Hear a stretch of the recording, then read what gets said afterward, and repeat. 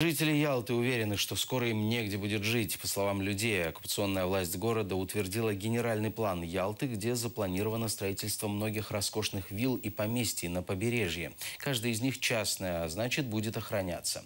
Побережье будет застроено, а ялтинцам к морю не подойти.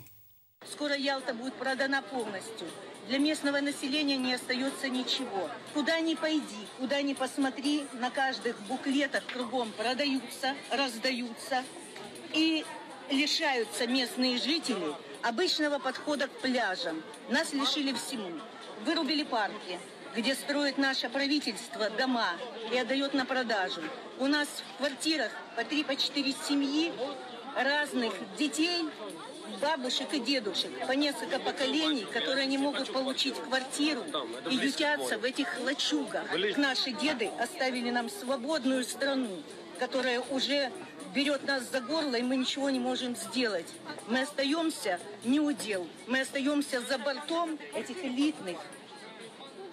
элитных домов и комплексов, где простому человеку нет возможности даже подойти к пляжу.